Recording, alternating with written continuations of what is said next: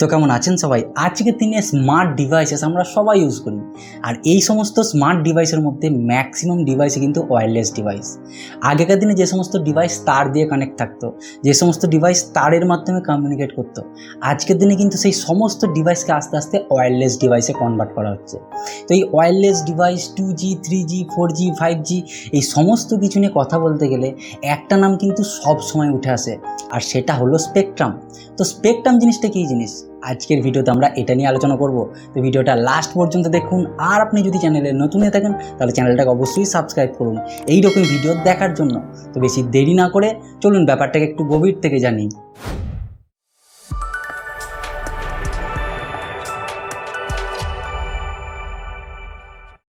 আজকের দিনে smart devices আমরা সবাই ইউজ করি, আর এই সমস্ত স্মার্ট ডিভাইসের মধ্যে কিন্তু ম্যাক্সিমাম ডিভাইসই ওয়্যারলেস ডিভাইস। সেটা ল্যাপটপ হতে পারে, কম্পিউটার হতে পারে, কোনো স্মার্টফোন হতে পারে, কোনো স্মার্ট ওয়াচ হতে পারে, কোনো রেডিও ডিভাইস হতে পারে। তো এই সমস্ত ডিভাইস কিন্তু ওয়্যারলেসলি কমিউনিকেট করে, একটা আরেকটার সঙ্গে কমিউনিকেট করার জন্য কোনো মাধ্যমকে ব্যবহার করে না। আপনি আপনার ফোন থেকে আপনার বন্ধুর সঙ্গে ফোনে কথা বলছেন, ভিডিও কল করছেন, চ্যাট করছেন, ফটো পাঠাচ্ছেন, তো আপনার এই সমস্ত ডিটেলস আপনার ফোন থেকে আপনার বন্ধুর ফোনে কিন্তু হাওয়ার মাধ্যমে যাচ্ছে। তো দুটো স্মার্টফোন কীভাবে কাজ করে, দুটো স্মার্টফোন কীভাবে কমিউনিকেট করে, এই নিয়ে ডিটেল একটা ভিডিও আমি বানিয়ে রেখেছি। আমি আই বাটনে লিঙ্ক দিয়ে রাখবো, ডেসক্রিপশনেও লিঙ্ক দিয়ে রাখবো, আপনি ভিডিওটা অবশ্যই দেখবেন। তো যদি খুব সংক্ষেপে বলি, এই পৃথিবীতে যত ওয়্যারলেস ডিভাইস আছে, প্রতিটা ওয়্যারলেস ডিভাইস এই কমিউনিকেট করার জন্য ইলেকট্রোম্যাগনেটিক ওয়েভকে ব্যবহার করে, তড়িৎচুম্বকীয় তরঙ্গকে ব্যবহার করে।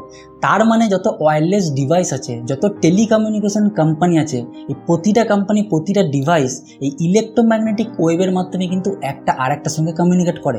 আর ঠিক এই পদ্ধতিতেই সূর্য থেকে তাপ আর আলো আমাদের পৃথিবীতে আসছে। তার মানে সূর্য থেকে যে তাপ আর আলো আমাদের পৃথিবীতে আসছে, এটা ইলেকট্রোম্যাগনেটিক ওয়েভের মাধ্যমে আসছে, এই তড়িৎচুম্বকীয় তরঙ্গের মাধ্যমে আসছে। আর এই প্রক্রিয়াকে বলা হয় বিকিরণ প্রক্রিয়া। আপনার ঘরে যে বাল্বটা জ্বলছে, সেই বাল্বের আলোটা আপনার ঘর পর্যন্ত ছড়িয়ে পড়ছে কিন্তু এই তরঙ্গের মাধ্যমে। আপনার ফোনের স্পিকারে যে গানটা হচ্ছে, সেই গানটা আপনার কান পর্যন্ত যাচ্ছে কিন্তু এই তরঙ্গের মাধ্যমে কাঁপতে কাঁপতে। ঠিক যেমন পুকুরের মধ্যেখানে একটা ঢিল ছুড়লে পুকুরের মধ্যেখানের জলটা কাঁপতে কাঁপতে পুকুরের ধার পর্যন্ত যায়, এখানেও ঠিক ইলেকট্রোম্যাগনেটিক ওয়েভের মাধ্যমে আমাদের সমস্ত ডিটেলস, আমাদের এই ফটো, ভিডিও, কথা একটা ডিভাইস থেকে আরেকটা ডিভাইসে যায়।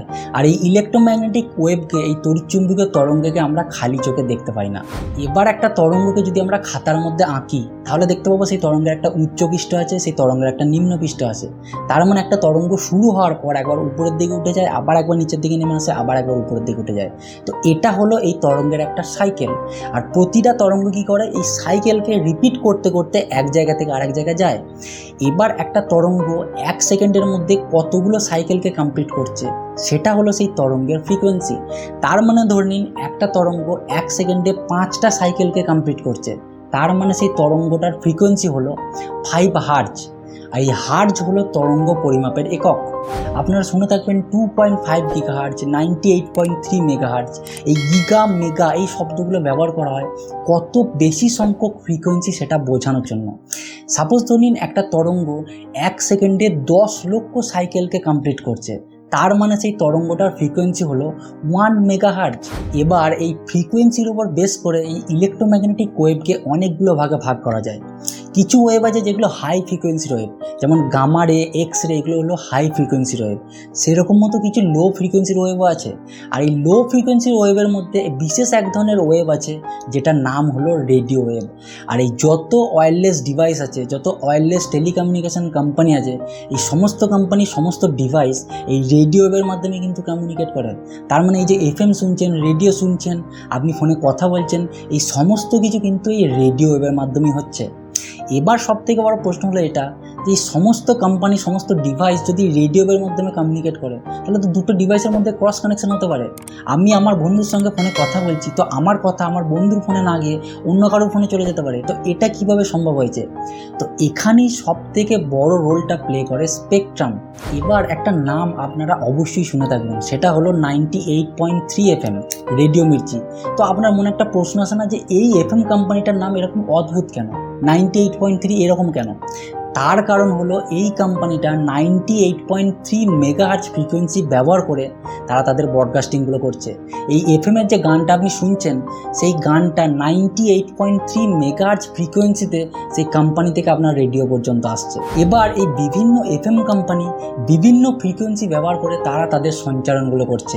কোনো এফএম কোম্পানি 92.3 মেগাহার্টজ ফ্রিকোয়েন্সিকে ব্যবহার করছে, কোনো এফএম কোম্পানি 95.7 মেগাহার্টজ ফ্রিকোয়েন্সিকে ব্যবহার করছে। তো এইরকম মতো বিভিন্ন কোম্পানি বিভিন্ন ফ্রিকোয়েন্সিকে ব্যবহার করার ফলে কোনো এফএম কোম্পানির সঙ্গে ক্রস কানেকশন হয় না। আর ঠিক এইভাবেই যত ওয়্যারলেস কোম্পানি আছে, যত টেলিকমিউনিকেশন কোম্পানি আছে, বিভিন্ন ফ্রিকোয়েন্সিকে ব্যবহার করে, তার ফলে দুটো কোম্পানির মধ্যে কোনো ক্রস কানেকশন হয় না। সাপোজ ধরে নিন জিও 400 থেকে 500 মেগাহার্টজ ফ্রিকোয়েন্সিকে ব্যবহার করে, এয়ারটেল ধরে নিন 500 থেকে 600 মেগাহার্টজ ফ্রিকোয়েন্সিকে ব্যবহার করে, তার ফলে জিও আর এয়ারটেলের মধ্যে কখনো ক্রস কানেকশন হবে না। আর এই বিভিন্ন ফ্রিকোয়েন্সিগুলোই হলো কিন্তু এক একটা করে স্পেকট্রাম। তার মানে বিভিন্ন কোম্পানি বিভিন্ন ধরনের স্পেকট্রামকে ব্যবহার করে, বিভিন্ন ফ্রিকোয়েন্সির ওয়েভকে ব্যবহার করে। আর এই বিভিন্ন ফ্রিকোয়েন্সির ওয়েভগুলোই হলো কিন্তু এক একটা করে স্পেকট্রাম। তার মানে বিভিন্ন কোম্পানি বিভিন্ন ধরনের স্পেকট্রামকে ব্যবহার করে কমিউনিকেশন চালাচ্ছে। তার ফলে কিন্তু একটা কোম্পানির সঙ্গে আরেকটা কোম্পানির ক্রস কানেকশন হয় না। এবার সবথেকে বড় প্রশ্ন হলো যে কোন কোম্পানি কোন স্পেকট্রাম ইউজ করবে সেটা কিভাবে ঠিক হয়। তো এই স্পেকট্রাম হলো সরকারের প্রপার্টি। কোনো কোম্পানি কোনো স্পেকট্রাম ইউজ করার আগে সেই পার্টিকুলার স্পেকট্রামকে সরকারের কাছ থেকে টাকা দিয়ে কিনতে হয়। সেই স্পেকট্রামের লাইসেন্স পাওয়ার পরে কিন্তু সেই কোম্পানি সেই স্পেকট্রামকে ইউজ করতে পারে। আপনি সাপোজ কোনো একটা কোম্পানি খুললেন, তো আপনি এরকম মতো ওয়্যারলেস কমিউনিকেশন করবেন, তো আপনাকে সরকারের কাছ থেকে একটা পার্টিকুলার ফ্রিকোয়েন্সির ওয়েভকে, একটা পার্টিকুলার স্পেকট্রামকে কিনতে হবে। তারপরে কিন্তু সেই স্পেকট্রামকে ইউজ করে আপনি ওয়্যারলেস কমিউনিকেশন করতে পারবেন। তো বেসিক্যালি এটাই হলো স্পেকট্রামের ফান্ডা। তো ভিডিওটা ভালো লাগলে ভিডিওটাকে লাইক করুন, ভিডিওটাকে প্রচুর শেয়ার করুন, আর এই চ্যানেলটাকে অবশ্যই সাবস্ক্রাইব করুন। পরের দিন আবার দেখাবে এইরকম একটা ইন্টারেস্টিং টপিক নিয়ে।